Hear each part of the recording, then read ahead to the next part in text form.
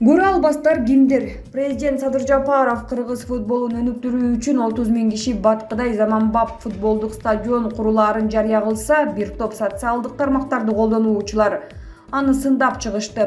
Бул жакшы жаңылыктын эмнеси аларга жакпай калганын түшүнүш кыйын. Ал көрүкчө Кудай жалгасын деп кубанып коюшпайбы деген ой келет. Мындан мурда Ысык көлдүн жээгинде Асман шаарын курабыз деп аракет башташса да ушинтип сындап чыгышкан. Араң оокат кылып жатсак, кайдагы Заманбап шаар дешкен. Бирок бул шаар мамлекеттин казынасынан эмес, инвесторлордун эсебинен курулаары айтылса деле ага кулак салышпайт. Инвесторлор Ысык көлдөй кооз жайга акча салып пайда тапкысы келет. Бул шаарды куруу туура ойлонулган. Буйрулса ал ишке ашып, Заманбап шаар курулуп да калат. Эми футбол стадионун курабыз. Эмки жылы аракет башталат десе, шылдыңдап күлгөндөр да чыгууда. Эгерде казынабыздын чамасы жетсе, Заманбап спорт жайын курсак жакшы болот эле деп өлкөбүз үчүн кубангандын ордуна көрө албастык кылгандарга таң каласың.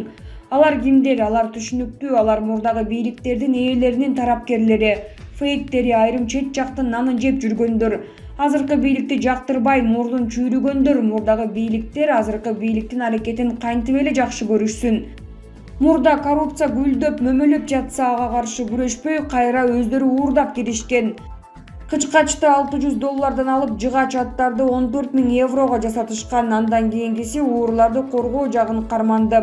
Белгилүү коррупционерлердин уурдагандарын документтер менен көрсөтүп турушса да, фактың аргана деп ал ууруну коргоп келди. Эми ошол эскилер жаңы бийликтин аракетин колдойбу? Ар кандай мыйзамсыздык, уурлуктар менен камалгандар. Алардын тарапкерлери колдойбу? Колдошпойт. Ошондуктан жаңы аракеттерди сындап, жакшы жаңылыктарды да уккулары келишпейт. Көрө алышпайт. Бул патриоттук эмес. Бул мага жакшы болсо, анан башкаларга жакшы болсун дегендер. Кыргызстанга жакшылык ыраа көрбөгөндөр. Азыркы бийлик туура иштеп жатат. Уурларды камап жатат, кылмышкерлерди кармап жатат, шектүүлөрдү сурап жатат, казынаны көбөйтүп, пенсия, пособияны болушунча көбөйтүп жатат. Элге жакын болууда. Бирок жетишпестиктер да көп, ал түшүнүктүү. Пандемия, чек аралар толук ачыла элек, соода алакалары толук ишке кире элек. Дүйнө боюнча кымбатчылык каптап, биз четте калбадык. Буйруса бул күндөр да өтөт, жеңил жашоо келет. Кыргызстан өнүгөт, алга Кыргызстан. Кыргыз аргументи. Акылбек Жапаров мамлекеттик сатып алуулар тууралуу оорукана 6 000 шыпыргы сатып алган.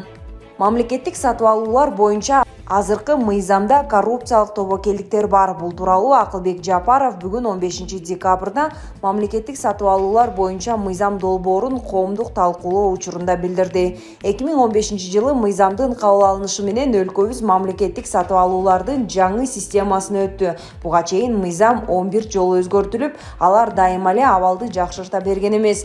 Азыркы система бир топ ачык айкын, бирок чындыгында бул система коррупцияга, жылчылыктарды калтырып, сатып алуучуга коркунуч жаратат. Эгерде сиз сапаттуу товарды кымбат баада сатып алсаңыз, анда укук коргоо органдарына түшүндүрүү иштерин жүргүзүүгө туура келет, деди Жапаров. Анын айтымында, козголгон экономикалык иштердин көбү атайын мамлекеттик сатып алууларга тиешелүү. Жапаров буга мисал катары Ички иштер министрлигиндеги абалды келтирип, жакында эле 33 миллион сомдон ашык акчаны шериктеш компанияларга которуп, анан дайындалганын айтты. Бул акча башка сатып алууларга арналган. Ал белгилегендей, мамлекеттик сатып алуулардын абалын изилдөө учурунда көптөгөн кызыктуу фактылар жана адаттан тыш сатып алуулар ачыкка чыгып, көптөгөн суроолорду жаратууда. Ооруканалардын бири 6 000ге жакын шыпыргы сатып алганын аныктадык. Оорукана дары-дармектерди, медициналык буюмдарды сатып алышы керек болчу. Бирок шыпыргыларды интенсивдүү сатып алууда. Мынча шыпыргыларды ким жасап ооруканага жеткирип жатканын изилдейбиз, деди Жапаров. Эске сала кетсек, буга чейин мамлекеттик сатып алуулар боюнча мыйзам долбоору иштелип чыккан. Авторлор андагы бир катар өзгөрүүлөрдү белгилешет. Бардык сатып алуулар үчүн санариптик форматка толук өтүү.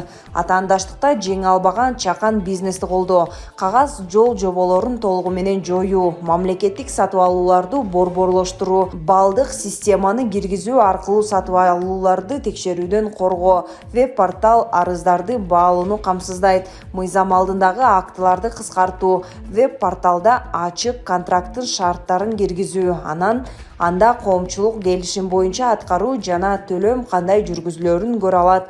Ошол эле маалда көз каранды башкарандысыз эксперттер жана бейөкмөт уюмдар тобу түзөтүүлөргө каршы чыгып президентке жана экономика министрлигине кайрылышкан. Алар мыйзам долбоорунда коррупциялык тобокелдиктер бар экенин, алардын бири бардык мамлекеттик сатып алууларды жеке электрондук соода аянтчалары аркылуу өткөрүү Кыргызстандагы ачык айкын мамлекеттик сатып алуулардын принциптерине каршы келерин белгилешти. Булак Кактус Чекиткейжи. Аскар Акаев сурактан чыкты. Кыргызстандын мурдагы президенти Аскар Акаев УКМКга сурак берип чыкты. Бул тууралуу анын жактоочусу Айбек Самарбеков билдирди. Анын айтымында Акаев тергөө маалыматын ачыкка чыгарбоо келишимине кол койгон. Ал жума ичинде УКМКга суракка келип турарын кошумчалады. Акаев улуттук коопсуздук боюнча мамлекеттик комитетте бир нече саат болду. Ал Көмтөр алтын кени боюнча август айынан бери көрсөтмө берип келет. 14 декабрда Акаев Кыргызстанга экинчи ирет келди. 2 августта Акаев мекенине келген максатын мындайча түшүндүргөн. Мен Көмтөрдү кантип курганыбызды, эмне үчүн курганыбызды, кандай катачылыктар кетирилгенин ачык айтайын деп келдим. Анда ал 16 жылдан соң Кыргызстанга биринчи жолу келген. Булак Назарыңыз Чекиторг. Курманбек Бакиевдин инисинин кызы Кыргызстанга 100 электромобиль алып келет. Мурунку президент Курманбек Бакиевдин бир тууганынын кызы Сымбат Муратбек 2022 жылы Кыргызстанга 100 электромобиль алып келет. Бул тууралуу ал журналисттерге билдирген. Анын айтымында учурда Кыргызстанда 400 электромобиль бар. Биз Кыргызстандагы таксилерди жана коомдук транспортты электромобилге өткөрүү аракетин жасап жатабыз. Учурда Намба такси кызматы бизден 10дон ашуун электромобиль сатып алды. 2022 жылдын январь айында Кыргызстанга дагы 100дөн ашуун электромобиль алып келебиз. Андан сырткары соода борборлорунда жана башка стратегиялык имараттарда электромобилдерди кубаттоочу станцияларды куруп жатабыз, дейт Spark электромобиль ташуучу жана сатуучу компаниянын директору Сымбат Муратбек. Ал кошумчалагандай 2022 жылдын 1 январына чейин электромобилдер үчүн бажы алымы, кошумча нарк салыгы жок болгондуктан чоң жеңилдик бар. Сымбат Муратбек өлкөдөн качып кеткен президент Курманбек Бакиевдин иниси Кыргызстандын Германиядагы мурдагы толук жана ыйгарым укуктуу элчиси Марат Бакиевдин кызы. Булак Говорит Чекит ТВ. Жанар Акаевдин ордуна башка депутат келет. Борбордук шайлоо комиссиясы 28 ноябрдагы парламенттик шайлоодо партиялык тизме менен шайланып келген талапкерлер арасында 30% гендердик квота кандай сакталары тууралуу жобосун өзгөрттү. Бул тууралуу БШКнын мүчөсү Искендер Гайыпкулов билдирди. Бүгүн 15 декабрда кабыл алган жобого ылайык 3 мандат алган партиядан 7 мандат алган партиядан 3 аял депутат келет. Буга чейинки жобого ылайык 7 мандат алган партиядан 2 аял депутат келмек. Маалыматка ылайык бул өзгөртүү алдын ала жыйынтык боюнча 7 мандат алган Альянс партиясына тиешелүү болот.